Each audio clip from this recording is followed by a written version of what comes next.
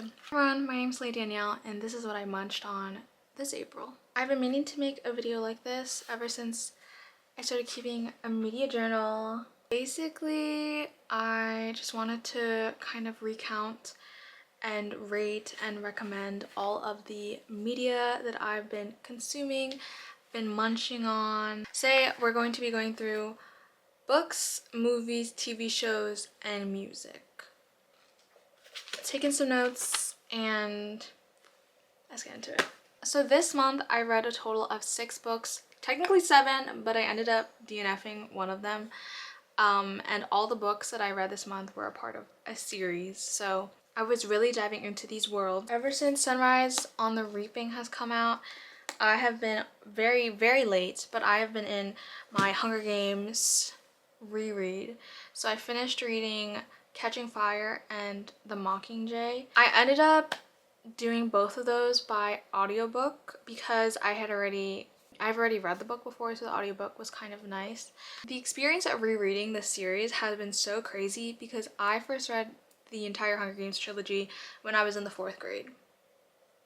How old are you in the 4th grade? My 9-year-old self had no concepts of half the things that were talked about in those books. So even though I have read them before, it really feels like I'm a completely different person reading them. The biggest thing that I noticed was so much is jam-packed into Catching Fire.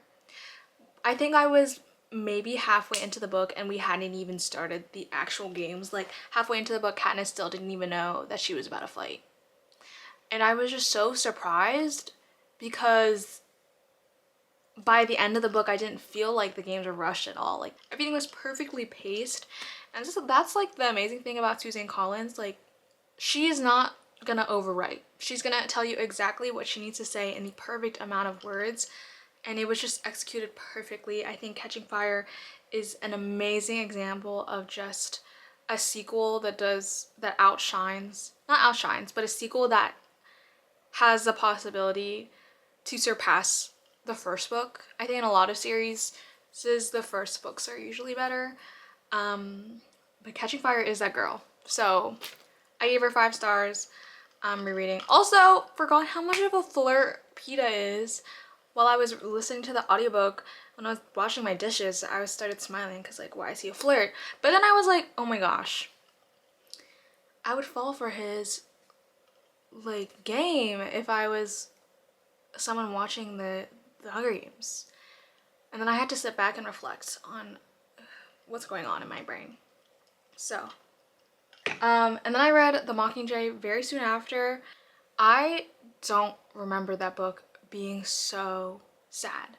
Out of all the entire series, I think the 3rd book isn't as entertaining, obviously because it doesn't talk about the games and the games are the most entertaining parts.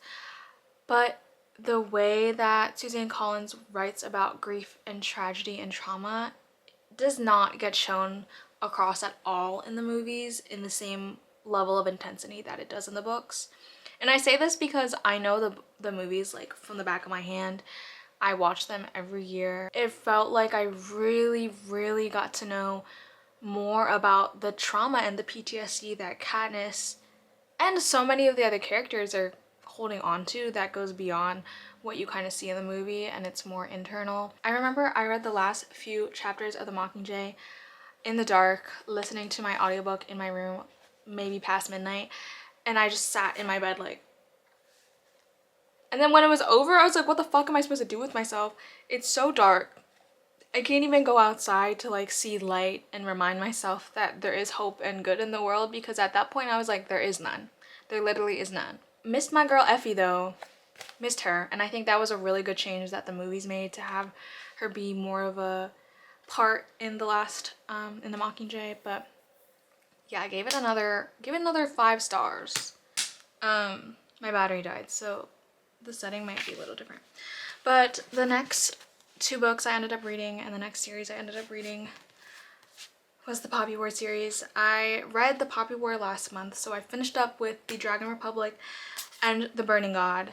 Fuck these books, and by fuck them I mean these are now ingrained in my body, in my skin, in my blood, coursing through my veins, and I will never forget about any of this. So first, the Dragon Republic. I can't think of a book that has made me feel like there's actually no good in this world, and I kind of already generally feel that feeling, but I've never felt it so consistently on every single page for literally 650 pages. Yeah. Oh, 650 pages of just horrible grief and war and backstabbing. The difference between this sequel to the Poppy War is that the Poppy War has a lot of elements and hints of innocence and lots of areas of growth and understanding and developing this world and developing who Rin becomes. But by this book, none of that. You don't get any of that. We are children shoved straight into war, straight into strategy, straight into fighting and learning how to defeat gods and defeat ourselves, basically. And I think this book is really, really cruel because we get to know so many new characters. Or not new characters, but we just get to know more of the characters from the first book on a deeper sentimental level. And you get attached. Like, I got attached, and found family is just so much more prominent. But despite the attachment and despite the prominency of found family, nothing is permanent. Nothing is permanent. You know, in the periods of a woman's cycle, the luteal phase is like really chaotic, and like women can show a lot of aggressive signs and like signs of like just not being at their best. Like, that is the phase where a woman is at her lowest. This is what I would say is the Poppy War's luteal phase. Like, when you get to this book, you're in for a fucking ride. I rated the Dragon Republic 5 stars because I just didn't know what was happening at all at any point, and it was just so exciting but also so very sad. Next we have The Burning God. This book went through the ringer. Like, the edges are a little torn, and then my book ended up getting soaked in water because I spilled water on my bed, which I think is very foreshadowing of this book. Coming into this knowing it was the last book in the series made every page I read feel like I was clinging to a thread of anxiety. This book has a lot more semblance of like, oh my god, there is a possibility for things to turn around. But like, we never get good things in life, so just don't even expect that. We really see all the ways the parallels are coming to life. The way the trifecta is a parallel to Rin, Katai, and Naja, the way Naja and Rin are foils for each other. Who, the way Katai is this anchor between both Naja and Rin. It's almost so much to be said about this that I don't really know what to say. This series, I don't have the other book with me right now, is probably like one of the best things I've ever read. I'm already itching for the day when I can reread it. Studying Asian American studies in college also made the experience of reading these so much more valuable and special to me, because even though I think this was inspired by Chinese history and Taiwanese history, the ways that the Hesperians and the ways that religion colonize communities is so similar to how the Philippines was colonized. And I can't help but think about all of the young girls in the Philippines in history who may have had a similar fire of anger that Rin had. Obviously not to the same fantastical level as these books do, but just so much to think about. And I really do think about this story and the characters every day since I've read it. I think I finished it in the middle of April, and every day since I have thought a feeling or a sentiment towards the main character Rin, or towards war or tragedy. Like, like what sacrifices we make and how children must grow and become monsters when they aren't allowed to be children. And it's just so much to unpack here. Maybe one day I will do a video analyzing just everything I love about the series and what it means to me, but I'm gonna try to keep it short. Anyway, I'm so glad I finished these. This was my most anticipated read, I think, of 2025. So The Burning God, I rated 4 stars just because it was a little bit harder for me to get through. The beginning was just very slow, so it took me longer, whereas the Dragon Republic and the first book, The Poppy War, I kind of sped through. So R.F. Kuang, like, the way your mind works. Next is the book I DNF'd, so I did not finish. It is The Tatami Galaxy by Tomihiko Morimi. I got this from the library as one of my books that I picked up purely based on the cover. I thought the cover was really cool. I got 100 pages in and I just didn't feel like finishing it because honestly it felt like a book about a guy who's an incel and I'm supposed to take and have sympathy and empathy for him, and I just don't really care about incels and men like that. Because it was giving like, oh, I'm like a silly, I'm a junior and I haven't done anything with my life and girls don't look at me because I don't study, and okay, like I don't care, first of all. It just was kind of gross. I didn't really feel any sort of connection or just I want to connect with the characters, so it didn't feel interesting enough to keep reading. I will say though, it is a translated version, so maybe if I understood Japanese and I read the original Japanese translation, it may have had a different effect on me, because I know things and undertones and stuff like that can get lost in translation, so who knows? I didn't end up finishing it. I do know this inspired a really popular anime, so maybe I will watch that. Hi. Just want to say hi. Do you want to say what your favorite media you munched on this month was? Oh, yeah, sure. The most fun one was a video essay on Zuko's character arc. Zuko from Avatar: The Last Airbender. Wow, I you're have on not your... watched actual pieces of media for the most No, part that this month. counts. That counts. Oh, also episode 2 of The Last of Us season 2 was Oh, also fire. okay. Cool. Yeah.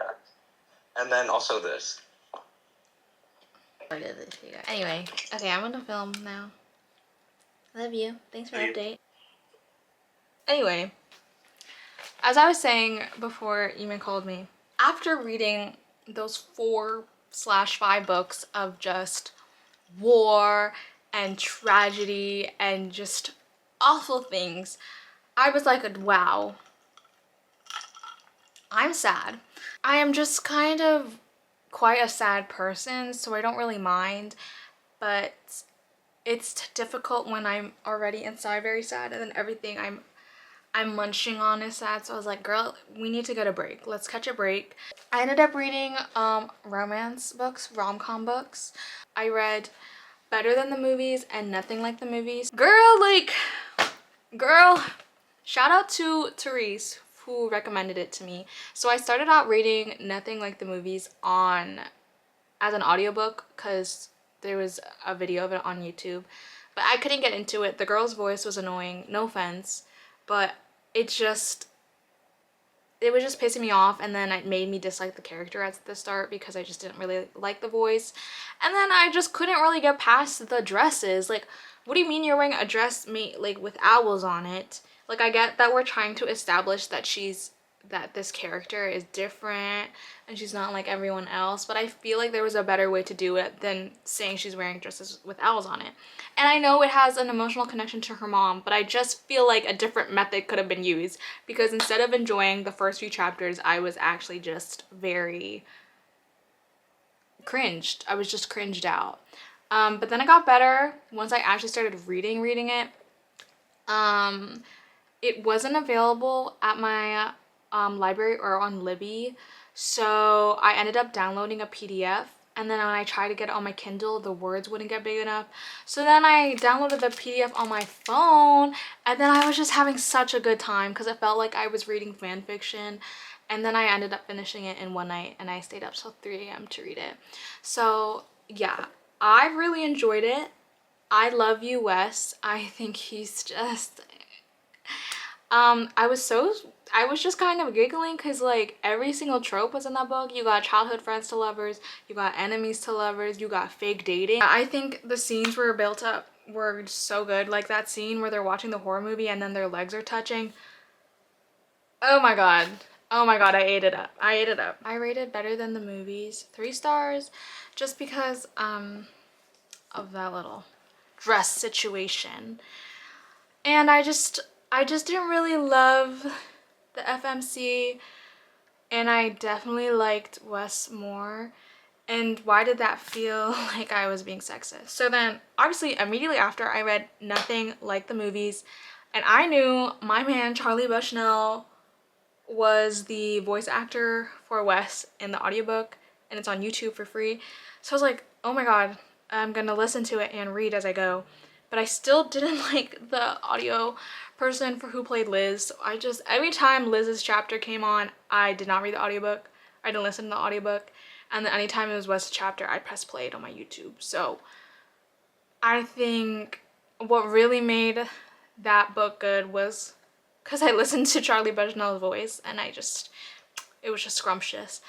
The dual POV was okay. Like I enjoyed it. I don't usually like dual POV because I just kind of get confused. I'd rather have a robust side of one person's story than like bits and pieces from other people. So I thought despite feeling that way, it was pretty well executed.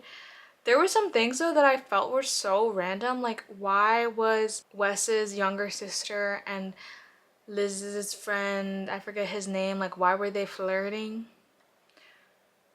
I don't really support that age gap. That's a senior in college with a freshman in college. I don't really know if I like that. I just thought we would go more into depth about Wes's dad and the relationship Wes's dad had to him, because he was low-key giving like emotionally abusive. But is that true charge? I don't know, people might get mad at me, but I definitely think there was more to unpack with Wes's dad that just was not talked about at all, which is fine. I gave this also 3 stars. Oh wait, actually better than the movies, I did 3.75. But for Nothing Like the Movies, I did 3 stars. I ended up watching 3 movies this month, all ranged in genres, which I'm very proud of. So first I watched Flow. It's an animated film with absolutely no dialogue, and I think it's Latvian. And it was created on Blender, which is a free, accessible program used for animation, and it was just so inspiring that something that is so accessible to everyone could make such an amazing, high quality movie. Even though no words were said, I was on the verge of tears. I felt the emotion, I felt the story, and I just think it's so powerful how much you can convey feelings and stories without any words. So much can be said in the visuals of things, in facial expressions and sounds. And these people, they aren't even human, like they're animals. It's just so impressive how they story told with such few elements, and it was so successful. So yes, I ended up giving it 4.5 stars. And it had like found family trope, and I love the found family trope so much. So it was just a really good watch. The next movie I watched was Conclave, a like rest in peace Pope Francis, but I ended up watching Conclave with members of my family, and I did not expect it to be shot so artistically. Lighting and the colors and the blocking of everything, like I saw the rule of thirds so many times. It was just so beautifully shot, and the critique on the Catholic Church as an institution was just so well done. And I love Stanley Tucci. I think he did a great job. I'm glad that his character was who his character was. And the plot twist at the end, my mouth was agape. Like I was so shocked. So Really was a great watch, especially given the current circumstances and the time. And it gave a lot of food for thought and a lot of things to talk about afterwards. So really enjoyed that. I also gave it 4.5 stars. Okay, and then the last movie I ended up watching was We Live in Time. Now this movie I really wanted to watch when it came out in the theater, but I ended up not watching it.